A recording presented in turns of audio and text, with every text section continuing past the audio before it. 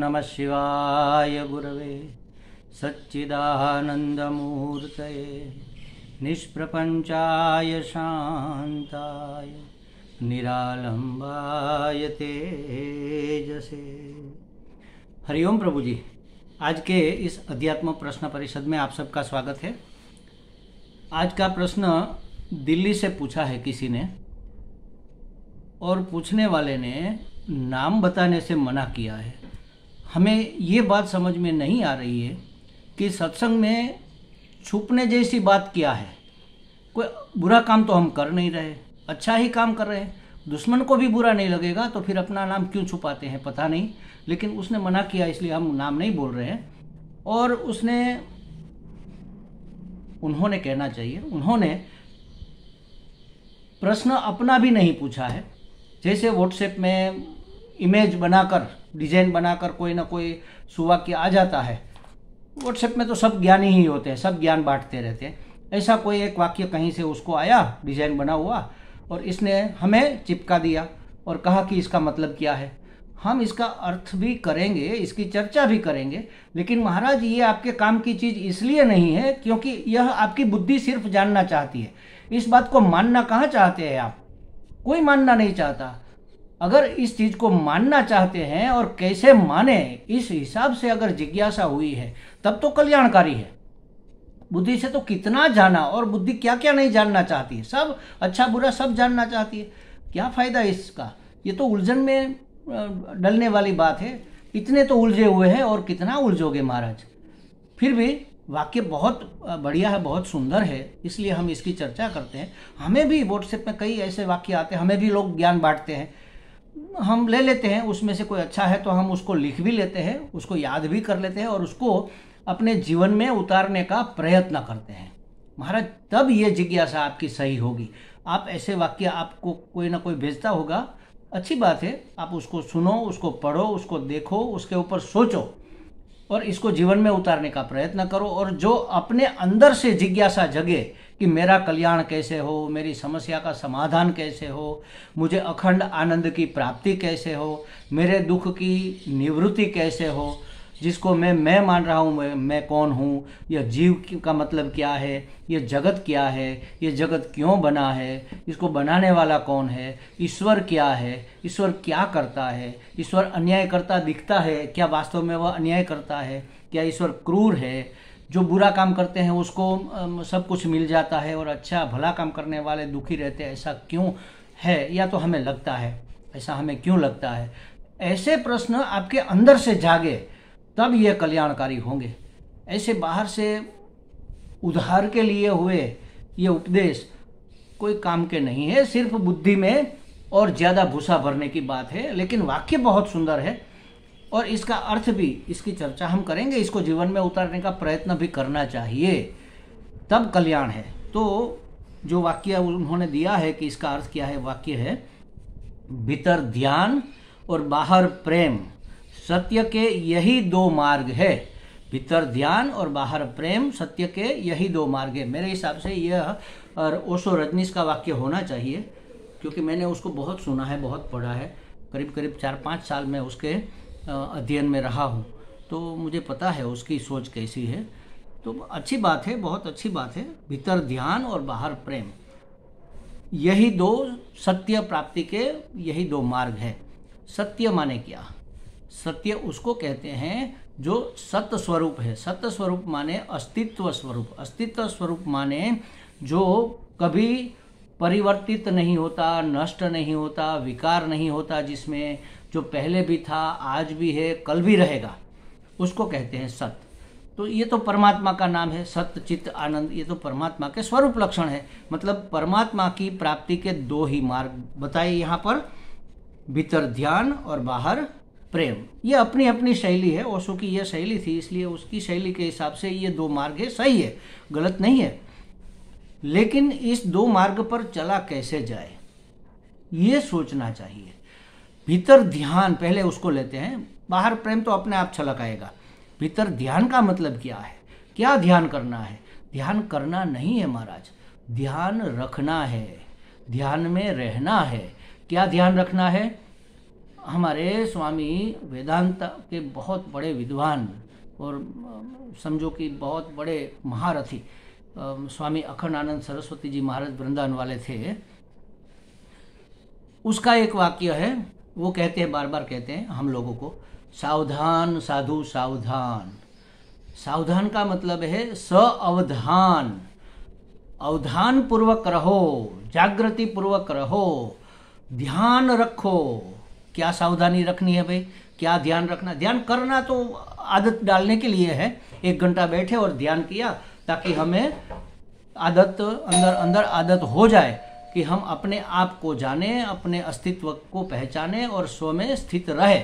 इसलिए हमें ध्यान करने की आदत डालनी है, अभ्यास करने के लिए यह ध्यान है। ध्यान का मतलब ये नहीं है पूरा दिन ध्यान करते रहना, 1 घंटा सुबह कर लिया बस बात हो गई, हमने ध्यान कर लिया। ये फायदा तो करेगा लेकिन पूरा फायदा नहीं करेगा।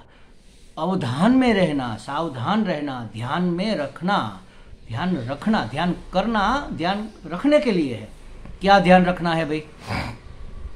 तो ध्यान यह रखना है, सत्य की प्राप्ति करनी है। सत्य माने जो हमेशा है, माने कि परमात्मा जो सत्य है, जो मिथ्या नहीं है, जो चेतन है, जो जड़ नहीं है, जो अपना है, जो पराया नहीं है, उसका विवेक सदा ही बना रहे, यह ध्यान में रखना है।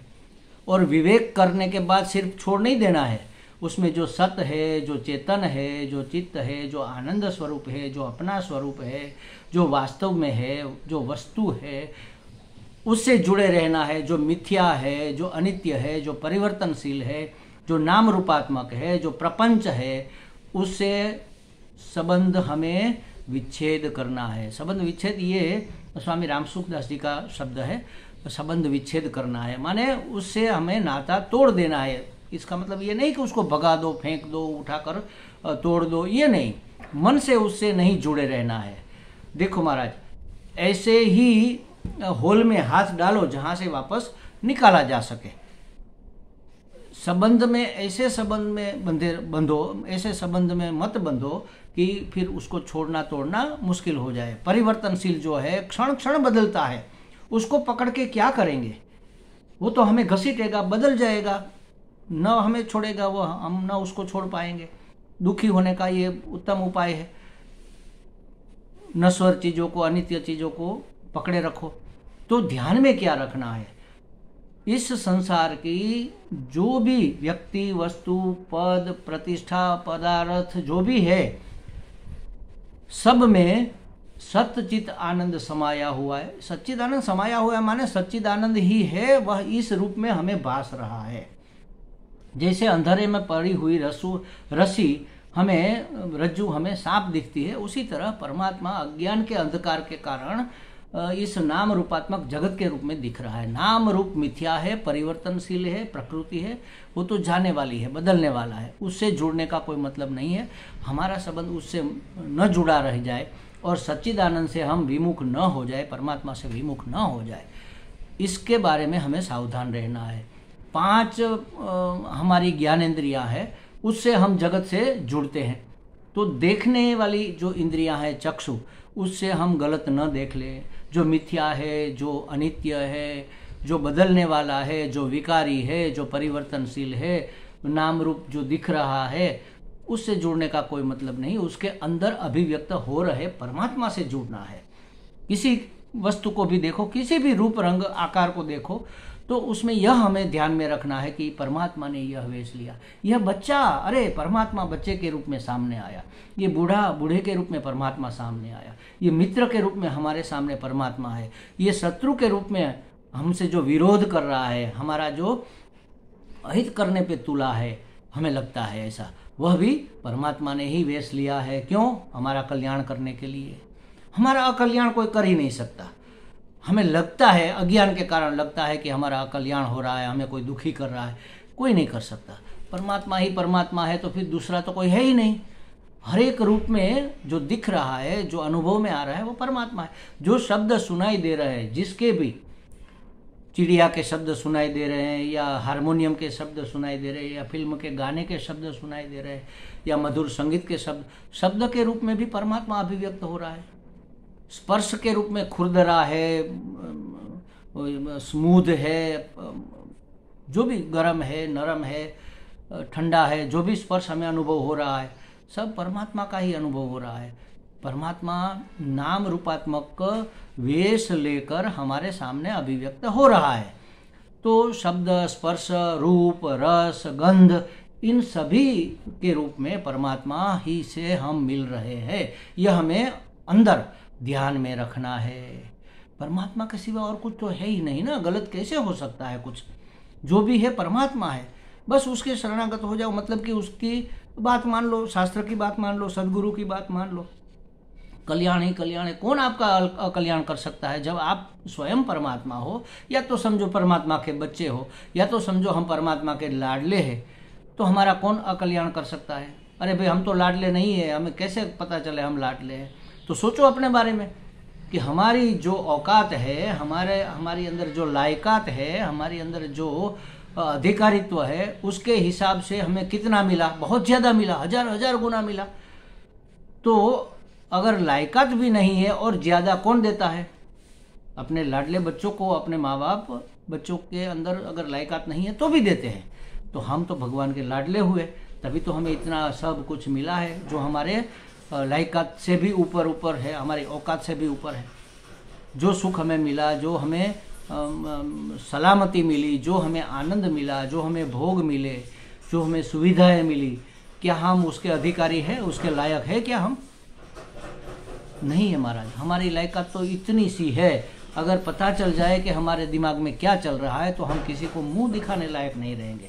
इतने निठल्ले और निकम्मे हम हैं, फिर भी परमात्मा ने हमें बहुत कुछ दिया है। तो ऐसे परमात्मा को हर जगह देखना, कौन हमारा बुरा कर सकेगा? तो यह ध्यान में रखना है कि परमात्मा ही परमात्मा। एको हम बहुश्याम। भगवान ने सोचा कि मैं एक हूँ, अब मैं बहुत हो जाऊं, मैं बहुत बनाऊं, ऐसा नहीं कहा, मैं स्वयं बहुत हो जाऊं। तो जो बहुत दिख रहा है हमें, स्वयं परमात्मा हुआ है। तो यह ध्यान में रखना है। हमारा व्यवहार, हमारा आचार, हमारे विचार, हमारी वाणी सब परमात्मा से ही रिलेटेड है। तो सोच समझ कर सोचना, सोच समझ कर बोलना, सोच समझ कर व्यवहार करना। सोच समझ कर माने विवेक पूर्वक हमारा व्यवहार होना चाहिए, आवेग पूर्वक व्यवहार नहीं होना चाहिए। यह ध्यान में रखना है। सत्य को, परमात्मा को प्राप्त करने का एक भीतर का रास्ता है ध्यान। भीतर से ध्यान रखना है। अगर भीतर हमारे अंदर ध्यान रहेगा कि जो है, जहाँ है, जैसा है, जब भी है, परमात्मा ही है, तो गलत कैसे हो सकता है? बुरा कैसे हो सकता है? अयोग्य कैसे हो सकता है? अनिच्छनीय कैसे हो सकता है? ये तो परमात्मा ही परमात्मा है। जो है, व्हाट इज ईश्वरा। हमारे दादा गुरु स्वामी दयानंद जी महाराज कहते थे, व्हाट इज ईश्वरा। जो है परमात्मा ही है। यह अगर हम ध्यान में रखेंगे तो उसके साथ हमारा व्यवहार कैसा होगा? बड़े प्रेम से होगा महाराज। हमारे अंदर से प्रेम छलकेगा, हमें प्रेम करना नहीं पड़ेगा, हम प्रेम में ही अवस्थित रहेंगे। प्रेम से भरे पूरे, हरे भरे, बिल्कुल भरचक रहेंगे प्रेम से। हमारे अंदर से प्रेम ओवरफ्लो होगा, हमारी आंखों से प्रेम टपकेगा, हमारी वाणी से प्रेम झलकेगा, हमारे व्यवहार से प्रेम बहेगा। प्रेम ही प्रेम। जब परमात्मा ही परमात्मा है तो कौन उससे प्रेम नहीं करेगा? तो जब हम मान रहे हैं कि सब परमात्मा है, सब परमात्मा है, और परमात्मा कैसा है? कल्याणकारी है, सत्यम है, शिवम है, सुंदरम है, सत है, चित है, आनंद स्वरूप है। तो किसको आनंद नहीं चाहिए? कौन आनंद को नहीं चाहेगा? अगर हम आनंद को चाहेंगे तो इसका मतलब हुआ कि हम परमात्मा को चाहते हैं। और चाहना माने प्रेम करना।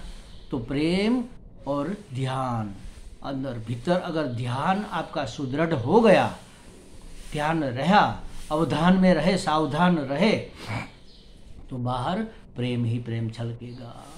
सावधान रहने के लिए कई उपाय है। जैसे समझो ये हमारे वस्त्र है, तो ये हमें पुकार पुकार कर कहते हैं, सावधान साधु सावधान, तुमने क्या पहना है, क्या वेश लिया है साधु का। तो साधु के तरीके से रहो भाई, किसी के साथ व्यवहार करो, साधु व्यवहार करो। वाणी बोलो तो साधु की वाणी बोलो, सज्जन की वाणी बोलो। हम साधु है, हमें ऐसी वाणी शोभा नहीं देती, हमें ऐसे विचार शोभा नहीं देते, हमें ऐसा व्यवहार शोभा नहीं देता। तो सावधान, सावधान, अवधान पूर्वक रहना। ध्यान करना तो प्रैक्टिस है, ध्यान में रहने की, तो ध्यान में रहना, ध्यान रखना कि हम कहीं परमात्मा के सिवा नाम रूप से तो नहीं जुड़े जा रहे हैं, परमात्मा को तो हम नहीं विसरा दे रहे। परमात्मा की अभिमुख रहना, उससे विमुख न होना, यही है ध्यान। और ऐसा अगर ध्यान रहा तो फिर प्रेम करना नहीं पड़ेगा महाराज। आपके एक एक अंग से, रोए रोए से प्रेम छलकेगा, झलकेगा, बहेगा। लोग जो भी आपके संपर्क में आएंगे थोड़े और ज़्यादा सुखी होकर जाएंगे, थोड़े और ज़्यादा आनंदित होकर जाएंगे। ऐसा हमारा व्यक्तित्व बन जाए, ऐसे हम परमात्मा मय हो जाए, बस कल्याण ही कल्याण है। सत्य माने परमात्मा, उसकी प्राप्ति के ये दो उत्तम मार्ग यहाँ पर बताए गए हैं। हमें लगता है हमारे साधक जी को ये बातें कुछ स्पष्ट हो गई होगी। हरि ओम।